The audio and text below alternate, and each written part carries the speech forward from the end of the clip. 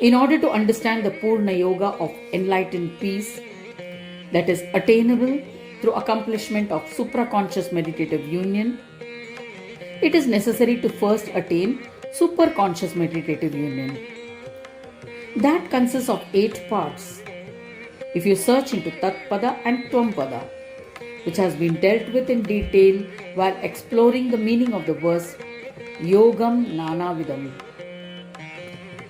Besides, to accomplish the superconscious meditative union, it was necessary to look into the traits of a yogi, which has been explained in great detail.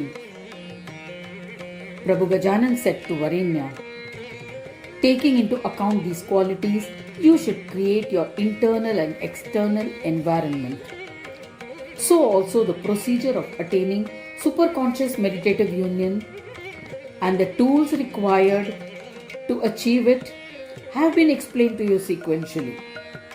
You should adopt them and make them your own. Then alone you will understand the rules of supraconscious meditative union, which will lead you to attain the psychic powers that will bestow the siddhi of enlightened peace on you. Now I am going to describe to you the supraconscious meditative union. Listen to it carefully. The step-by-step method of a sadhak attempting to attain tatpada, the sequential way of attaining supraconscious meditative union, has been described as bhava pratyaya and upaya pratyaya, that is, the experience of becoming and the resources for experience in the Yoga Shastras. The glory of that yoga has been considered extraordinary.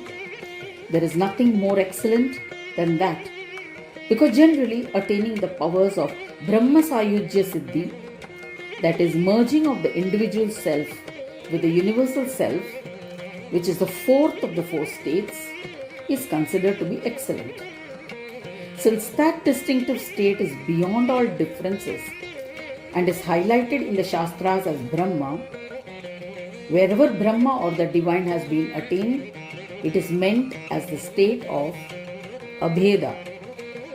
So after the actualization of superconscious and supraconscious meditative unions, that which is experienced as the actualization of Brahmanaspati, that absolute state is the state of Abheda.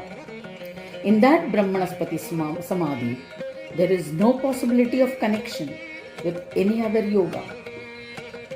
Besides, even if there was an ayoga state with nothing remaining, then also an abheda state can be complete in being divided and undivided, meaning a state of absolute yoga shanti. It is in a similar vein that a thorough knowledge of yoga will be imparted.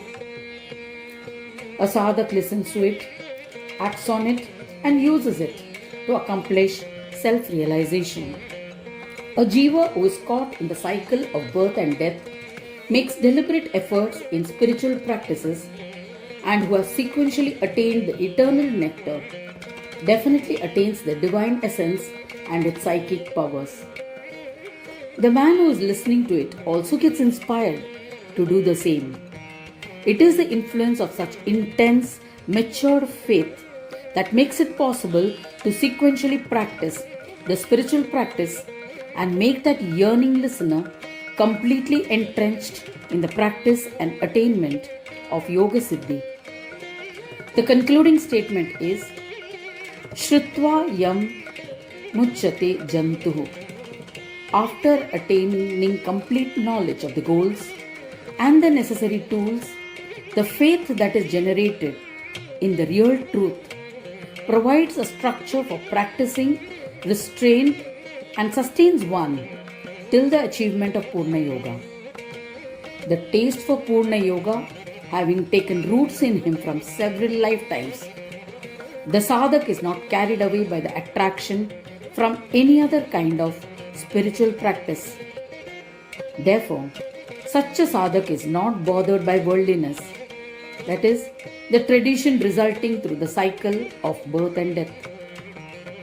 From the point of view of achievement, the glory of the Supreme Yoga is so vast and so efficacious that even if one develops a little bit of liking for it, then whatever sin one might have committed, however serious it may be, it becomes ineffective for the moment, and then the motivation for the sadhak to carry on his spiritual practice continues to remain alive, unhindered.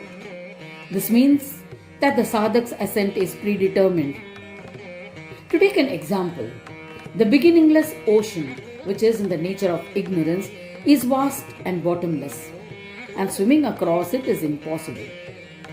The vastness of the ocean is so formidable that however courageous and capable a swimmer may be, it is still impossible to swim across the ocean merely on the strength of his arms. For that he needs a sturdy boat.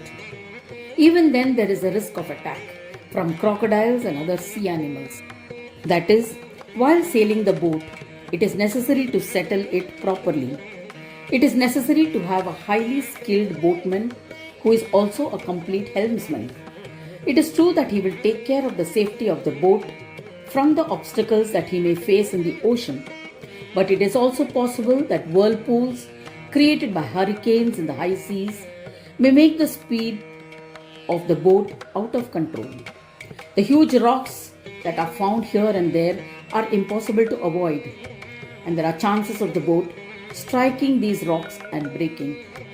For this reason, the matter is thought from all angles, and if an extremely sturdy boat is assembled, if the assistance of a skilled boatman is taken, if all the provisions required for the journey are stocked in the boat, and then the boat is set for sail, then the entire journey will be smooth and without obstacles. The same thought must be put into accomplishing spiritual practice. It is the name of Ganesh entrenched with bhakti that contains within itself the entire worship of Ganesha that will prove tenacious, as it is always showering one with unhesitatingly abundant powers. Therefore, one needs a Ganesh Acharya Sadguru to lead him by hand. When one is blessed with body, speech, a heart full of feeling and steadfast devotion for the fulfillment of one's spiritual practice, then a Sadguru is the one who will help him to carry on his spiritual practice.